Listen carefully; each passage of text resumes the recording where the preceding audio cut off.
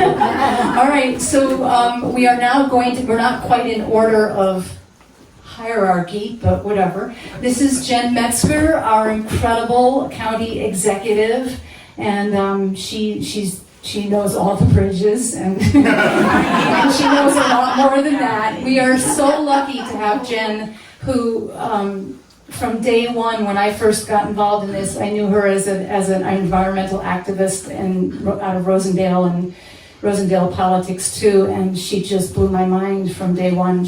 We're really, really blessed to have her. So this is Jen Metzger.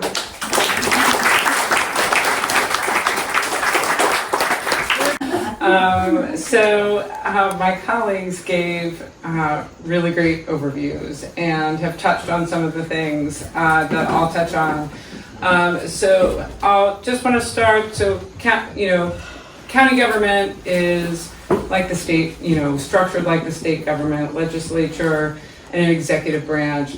I oversee 27 departments, 1,452 employees. It's a big government, and I'm also the chief budgetary officer, which is why I know how much money we have. And as Erin said, I'm working with my team on the 2026 budget right now, which we're presenting to the legislature October 1st, so it's coming up soon.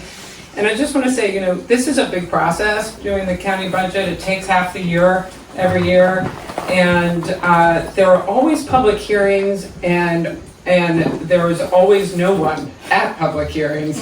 So if you would like, or maybe one person, So it's a great opportunity to get involved if you want to show up for that. And we publish the draft budget. You can look it over. I was like, how do I summarize what county government does? Because it's so large, but I would say, I think about it sort of along three different themes.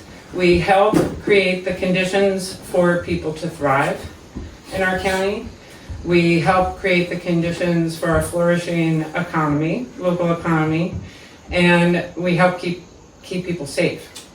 So I'll just touch on each of those. So helping create the conditions for people to thrive. So, the county government helps our most vulnerable people in our county. That's like a huge main function of what we do. If people need heating assistance, if they need food assistance, if they need health care, these are all basic needs. Housing, emergency housing. My colleagues touched on the incredible housing crisis that we continue to face right now. We have, close to 500 families and individuals, our residents, that are in emergency housing right now. The system, it's not a very good system we have in New York State. They're placed in motels. And it's fine if you're placed in there, or it's not terrible, at least, if you're placed in there for a few days or even a few weeks. But because there's not enough permanent housing, you have whole families staying in one motel room for 1 to 3 years, which is just really horrible, which is why we've been super focused on getting more housing built, permanent housing. That's ultimately the solution. And when I came in, worked together with the legislature, John was on there then, to create a housing action fund. And I'm actually going to be coming to the legislature with our second round of recommendations to the legislature for projects to support, but we're creating many hundreds of units of affordable housing, both for ownership and for rent, that are truly affordable and also green. We made sure to put those standards in the Housing Action Fund that, no fossil fuel, on-site fossil fuel combustion, super energy efficient, keeps people's bills down, because part of the affordability crisis is your utility bills, right? And being able to keep up with that.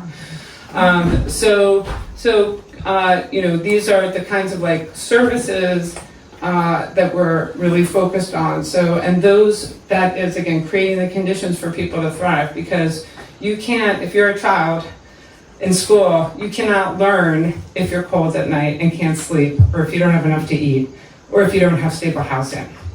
So it's, and if you're an adult trying to get, hold a job down when you, again, don't have stable housing, are up all night with your kids because they're cold, et cetera, et cetera. So, and that's very real for a lot of people in our county. So these are really important services that we provide. So the second, helping create a flourishing local economy. So you heard about our 158 bridges and roads, right? So the county is responsible for a sizable portion of the county's infrastructure. So, and that's critical to the economy, critical to people getting to school and to work. We're very proud of our roads. It's funny because everyone complains to us about roads, and they're like always state roads. They're never actually county roads. County roads have a blue sign, okay? And we do a, I think, a pretty good job at keeping them in good shape. And we also run a municipal public transit system, UCAT, and people don't realize how lucky we are in Ulster County for a number of reasons. A lot of rural counties don't have any public transit at all, or maybe one bus loop to to shopping malls.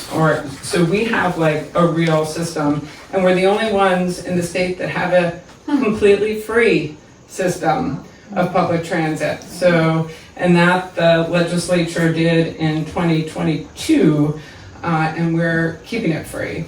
So that's a big deal. We're in the midst of a route optimization plan. If anyone has any questions, we can get to it at the Q&A about what's happening with UCAT. I'm happy to try to field those.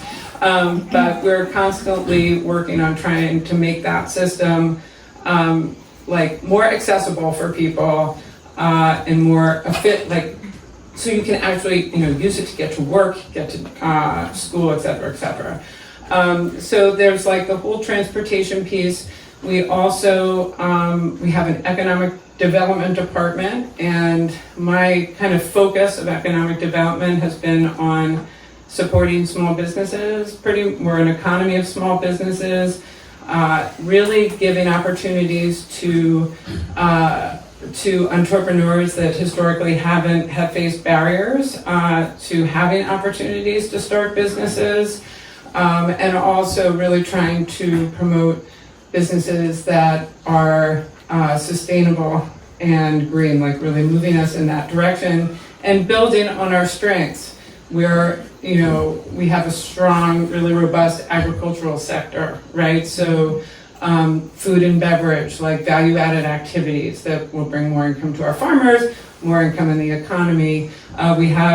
We're incredible county of, with really strong arts and cultural resources. Like, so building on those strengths that we have and really diversifying, because that is the key to a healthy and stable economy, a diverse economy.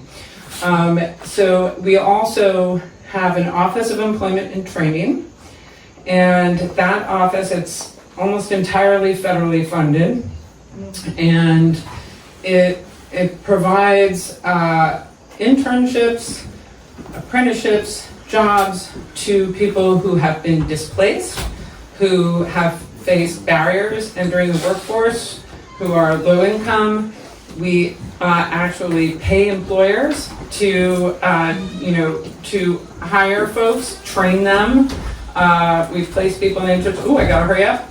So, and we're really, again, focused on our workforce and a flourishing economy. And then lastly, safety. The sheriff's gonna talk about his piece of it, which is a big piece of it. But there are other parts of it. We coordinate emergency services for the entire county. Fire, EMS, and we respond to natural disasters and prepare for those disasters. And this is, in the age of climate change, this is a much bigger deal. And we do a lot of work in that area. The county this past year has taken on a much bigger role in really supporting a county-wide EMS system. We've had really a crisis in EMS services across the state and country, and our emergency services department is receiving statewide and national recognition for the plan that they've developed this year to support our EMS agencies around the county. So we're very excited about that work. And then also, I'm just going to say one final thing. The comptroller alluded to the incredible, huge cuts that are coming, that are going to affect us at the federal level. They're going to start to affect us in 2026, and they're going to get bigger and bigger and bigger. And there's the impacts to county government finances. That's one level, and that affects all property taxpayers. And then there's like the direct impacts to our neighbors, our community members who are going to lose health care, who are going to lose food assistance, so we are very focused. I am very focused in our county on making sure that we're doing all we can to strengthen that safety net for our community members and protect our community members in this time. And it's going to take all of us working together, though, to get that done. So I'm going to stop there, and thanks so much for this opportunity, Amy.